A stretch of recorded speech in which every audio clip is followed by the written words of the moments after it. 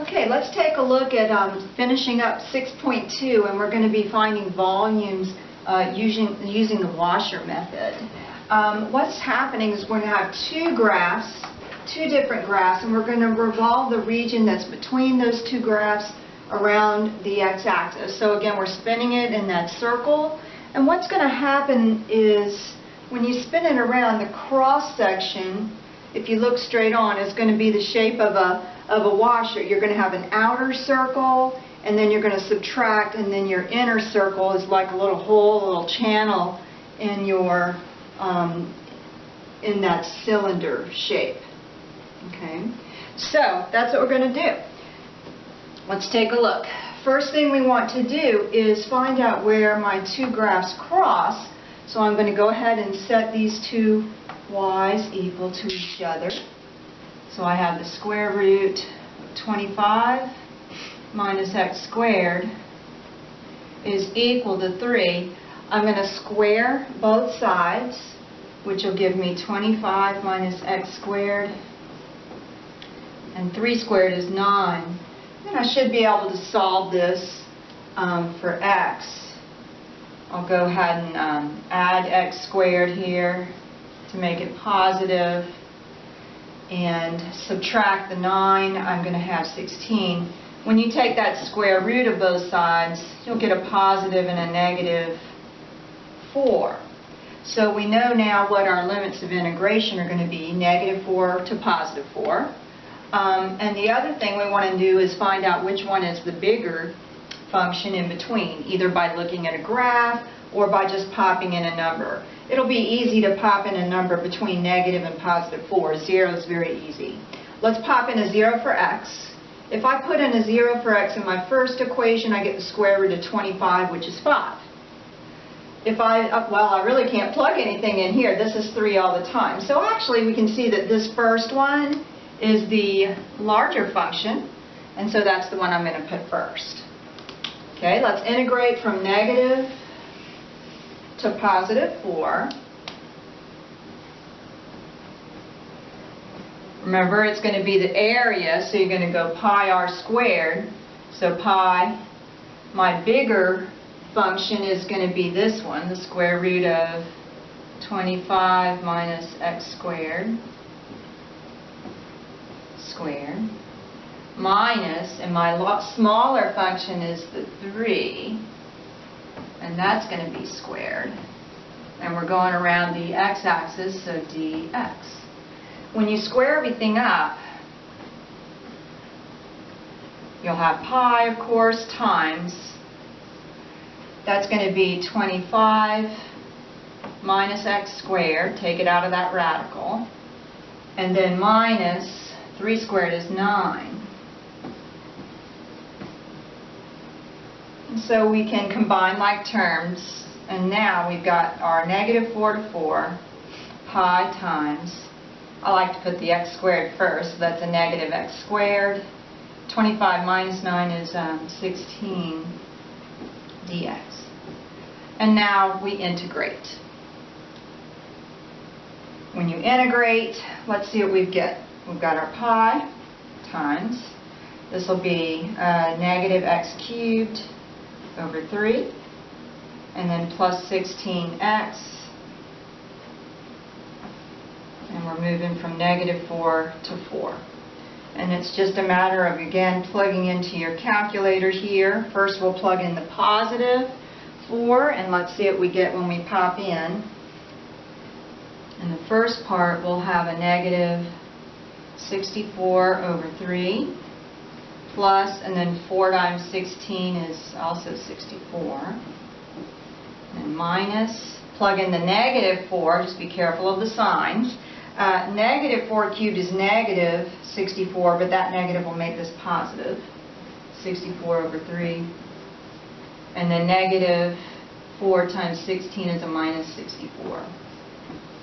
Use your calculator there to get everything. I'm getting 256 pi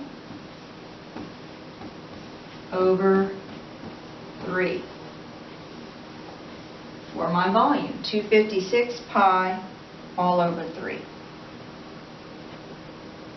Let's do another one.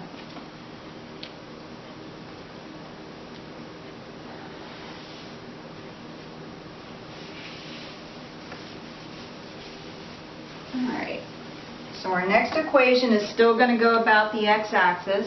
I'm going to use y equals x squared and y equals 2x.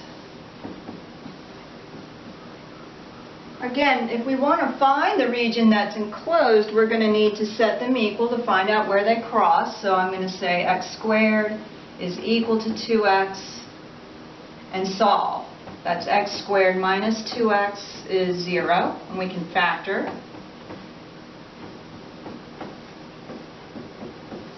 Alright, so we have our limits of integration now. Once we set these equal, I'm going to have from x is 0 and x minus 2 is 0, so x would be a positive 2. So we know we're going to integrate from 0 to 2. The other thing we'll find out is which one is larger, which is the outer or the bigger function in between. I can pop in a 1, that's between 0 and 2. So in my first equation, 1 squared is 1. If I pop in a 1 here, I'll get 2 times 1, which is 2. So actually the larger one is the 2x in between 0 and 2. Alright, now let's do our integral.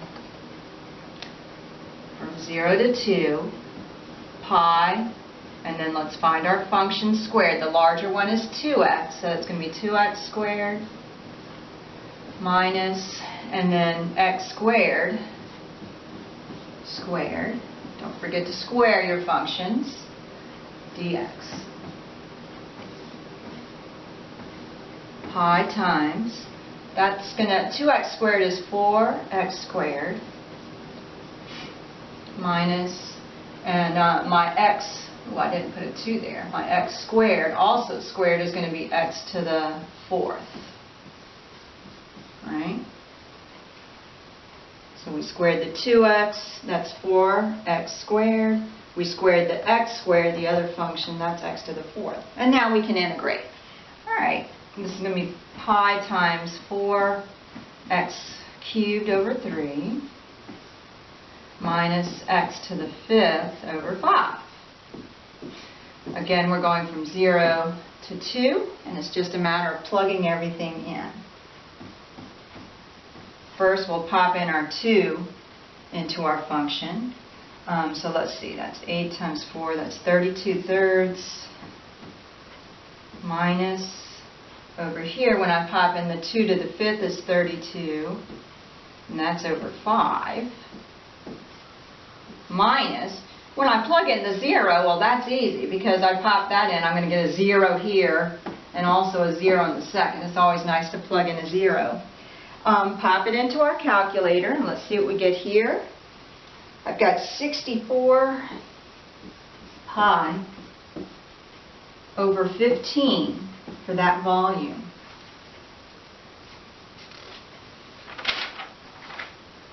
Okay. One more problem that I'd like us to do is going to be the same type of problem here, but instead of revolving our region around the x, we're going to revolve it around the y-axis. Okay, so be very careful when you go around the y. Things are a little bit different. So the two equations I'm going to give you are x squared equals y and 2x is equal to y. Since I'm revolving around the y-axis, for me to find the region between these two, I need to first solve for x. You have to solve for x here. So in this one, I'll take the square root of both sides, which will give me x is the square root of y, so that one's ready to look at. When I solve this one for x, I'm going to divide both sides by 2, and I get x equals 1/2 y as my other equation. Okay, so these are the two equations I'm going to use. I'll kind of underline them here. Let's find out where they cross. So I'll set the x's equal to each other, which will be the square root of y is equal to 1/2 y. Let's square both sides first. which will give me a y. And when I square 1/2 y, that's going to give me a 1/4 y squared. I'm going to go ahead and clear that fraction out by multiplying both sides by a 4. That's 4y equals y squared. And set to 0 to find where these cross. Let's subtract 4y and factor. Pull out a y, which will leave us y minus 4. Okay, so y can either be 0 here, or the y minus 4 is 0, which gives us y equals positive 4. So these are our limits of integration from 0 to 4. Take a second and see which one is the larger function in between there. We can pop in a 1, a 2, 3, whatever you want really. I'm going to pop in a 1. It's a number between 0 and 4. If I plug in a 1 into my function, the square root of 1 is 1, so I'd get a 1 here. If I pop in a 1 for this y, I'll get a 1/2. 1 is bigger, so the bigger function is the first one. And now we know what we need to do. Our limits of integration are 0 to 4. Okay. Pi. And then my function square, the larger one is the square root of y, minus other function, 1/2 y, square that. And we're going around the y-axis, so this is dy. So from 0 to 4.